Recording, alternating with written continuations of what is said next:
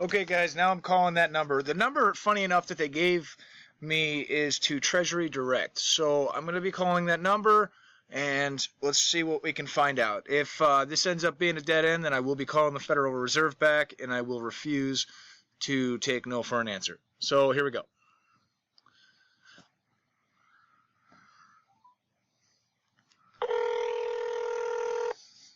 Thank you for calling Treasury Retail Securities. Your call may be monitored or recorded for quality assurance. Please listen carefully as our menu has changed. If you know your party's extension, select 1. If you are calling regarding paper savings bonds, select 2. If you are calling regarding your online Treasury Direct account or Legacy Treasury Direct, select 3. If you are calling because you received an email indicating the receipt of your materials regarding Treasury Securities savings bonds or marketable securities, checking status of a case you have already submitted, requesting a form, looking for current savings bond interest rates, or are requesting our mailing address, select 4. If you are calling from a financial institution or if you are a book entry customer, select 5. If you are calling from a news organization, select 6. To repeat this menu, select 9.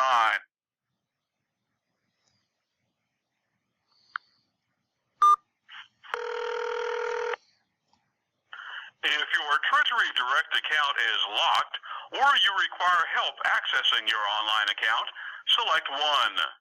For questions about your Legacy Treasury Direct account, select 2. If the securities are registered to an estate or a trust, select 3. If you are calling about converting paper savings bonds into a Treasury Direct account, select 4. For questions about all other physical securities, select 5. If you believe Yes, you it's a are trust. odd, select 6.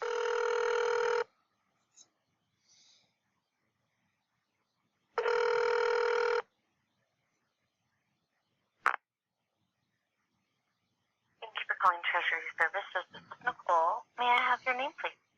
Well, Nicole, I'm actually calling because the Federal Reserve told me to call here. It's regarding the accounts that have been opened in our Social Security numbers that have been hidden from us. That the Pope came forward in 2013, stating motu proprio, which is the highest law of the land, as he states, which meant that all governments were supposed to release those to us. I don't know if I'm sure you've had calls or heard of this. So I don't know where, I just clicked on trust because technically it is a trust for all Americans that is there. So I'm trying to find out the information on that and why we're being blocked from that. And I know that they were waiting for us all to die so they could cash in the bond and make money, but a lot of people know about it and it's spreading like wildfire. So I'm calling to try to find out that information. And the only thing I can tell you is that if somebody has purchased a savings bond for you and you don't have that bond in your possession and you want to do a search for it, there is a claim for lost, stolen, or destroyed savings bonds that you could submit to us, but that's strictly to search for savings bonds. That's all we deal with here is savings bonds and marketable securities. So all the other stuff that you're mentioning, I know nothing about. I can only tell you about savings bonds. So if you think somebody bought one for you and you want to do a search for it, I can tell you what form to fill out. So why did the Federal Reserve send me over here saying that over at this line that I would be able to get the information regarding these hidden trust fund accounts that are on the... I don't know. Okay. I mean, I don't know. I mean, because the trust fund is basically for our sale as slaves at birth. That's why you have a birth certificate and then a Social Security card. On the back of your Social Security card, there's a series of numbers in a letter that corresponds, and then there's an account that is actually linked to your Social Security number is an account number. That's why it used to say account number back in the 1930s when the HR bill was passed, the executive order. And now people have found out about this. It's been hidden from us. That's why they changed that and removed the account number from our Social Security card so we would not know about that. That's when they removed the gold standard.